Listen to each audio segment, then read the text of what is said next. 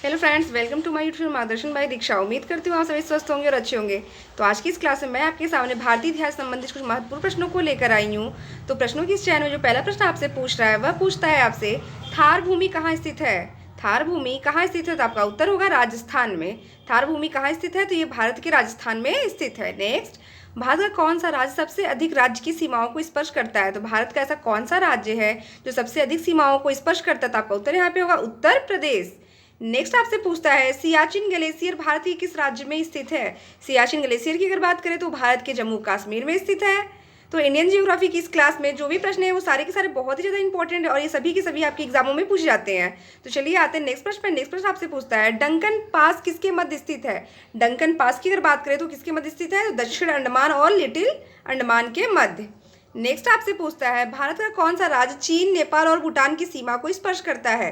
भारत का कौन सा राज्य चीन, नेपाल और भूटान की सीमा को स्पर्श करता है, तो आपका उत्तर यहाँ पे होगा सिक्किम। नेक्स्ट आपसे पूछता है, इलाहाबाद, हरिद्वार, कानपुर, पटना, वाराणसी शहर किस नदी के तट पर बसा हुआ है।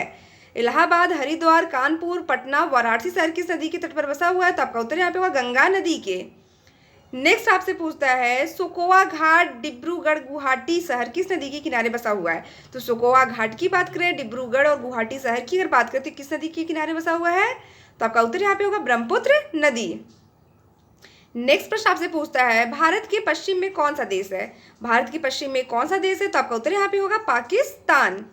चलिए आते हैं नेक्स्ट प्रश्न पर। नेक्स्ट प्रश्न आपसे जो पूछता है वह ये पूछ रहा है, भारत का प्रमाणिक समय उस स्थान का स्थानीय समय है जो स्थित है। तो भारत का जो प्रमाणिक समय है वह किस स्थान से लिया गया है, तो इलाहाबाद के समीप नैनी से।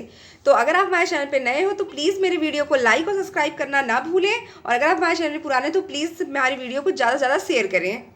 चलिए, तो इस छोटे से कंटेंट में मैं आपको ढेर सारा जो क्वेश्चन दे देती हूँ वो आपके लिए बहुत ही ज़्यादा बेनिफिशियल होता है। तो चलिए आते हैं नेक्स्ट प्रश्न पर।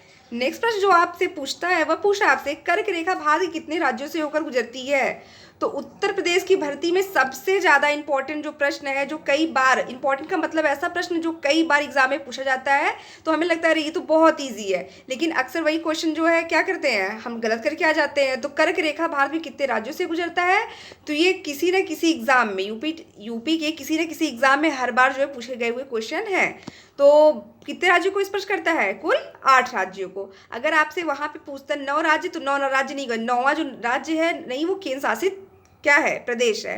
तो 8 राज्य और एक केंद्र शासित प्रदेश को लेकर कुल टोटल 9 को स्पर्श करता है। लेकिन यहाँ पे आपसे बस और बस राज्य की बात पूछा है तो आप 8 बताएंगे, और केंद्र शासित और राज्य को मिला के अगर पूछता है तो आप यहाँ पे 9 बताते हैं। नेक्स्ट, भारतीय मानक समय निर्धारित है। भारतीय मानक समय निर्धारित है तो कहाँ से निर्धारित है आपका, इलाहाबाद के नैनी के समीप। और कितना डिग्री है, तो 82 डिग्री 30 अंश पूर्व देशांतर में। नेक्स्ट, कौन सी अक्षांश रेखा भारत के मध्य से गुजरती है। तो कौन सी अक्षांश रेखा भारत के मध्य से गुजरती है, आपका उत्तर यहाँ पे होगा कर्क रेखा।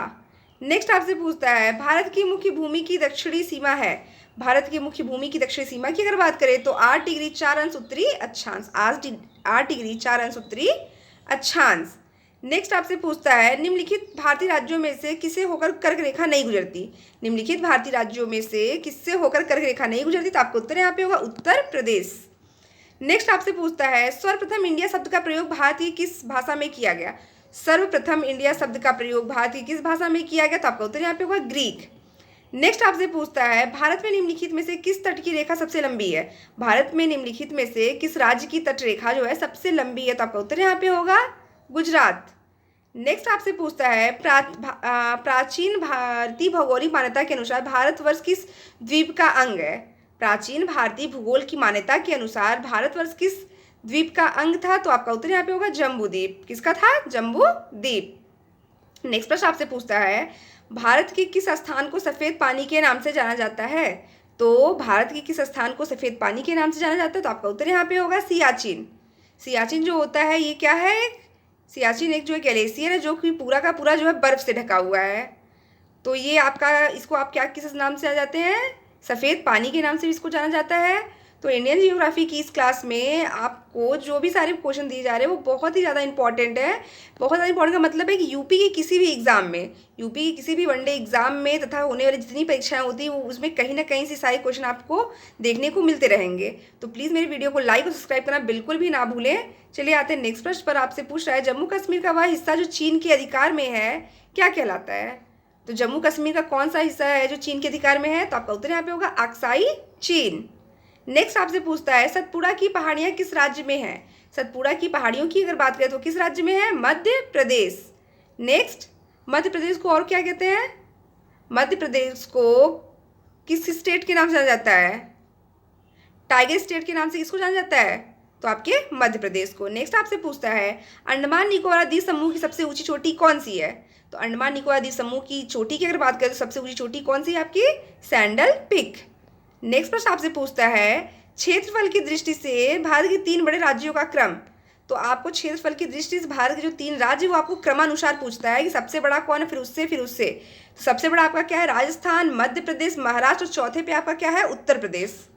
चौथे पे आपका कौन सा राज्य है? उत्तर प्रदेश। और अगर जनसंख्या की अगर बात करें तो सबसे ज़्यादा जनसंख्या किस राज्य की है? तो आपके उत्तर प्रदेश की है।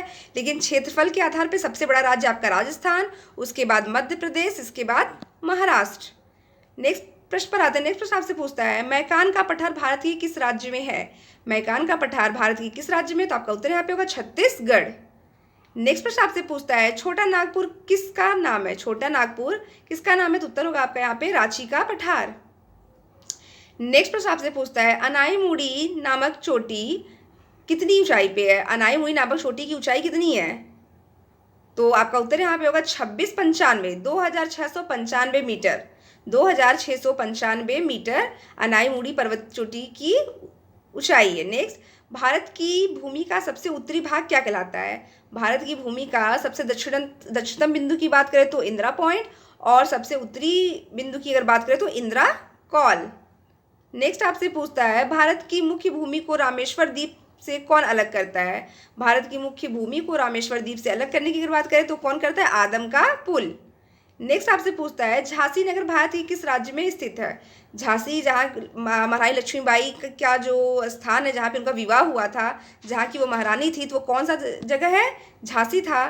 तो झांसी नगर भारत के किस राज्य में स्थित है? तो आपकी राज्य की बात अगर करें तो वह उत्तर प्रदेश राज्य में स्थित है।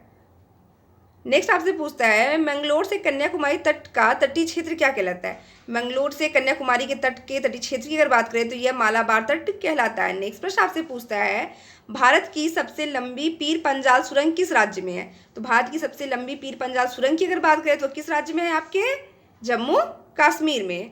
नेक्स्ट प्रश्न आपसे पूछता है भारत और पाकिस्तान के बीच सीमा रेखा का निर्धारण किसने किया?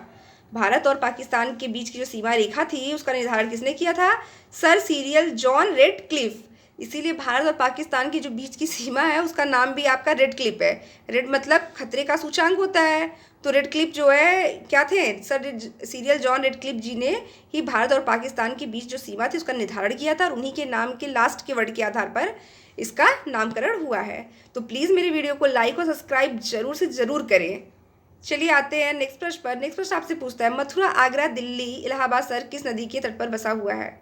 तो मथुरा, आगरा, दिल्ली, इलाहाबाद किस नदी के तट पर बसा हुआ? तो आपका उत्तर यहाँ पे होगा यमुना नदी के तट पर। नेक्स्ट प्रश्न आपसे पूछता है कोंकण तट कहाँ से कहाँ तक विस्तृत है? तो कोंकण तट की अगर बात करें तो ये गोवा से दमन तक विस्तृत है। नेक्स्ट प्रश्न आपसे पूछता है निम्नलिखित में से कौन सा नगर कर्क रेखा से निकटतम दूरी पर स्थित है? कर्क रेखा से निकटतम दूरी पर अवस्थित है, तो क्या है वो? अगरतला। नेक्स्ट आपसे पूछता है भारत और बांग्लादेश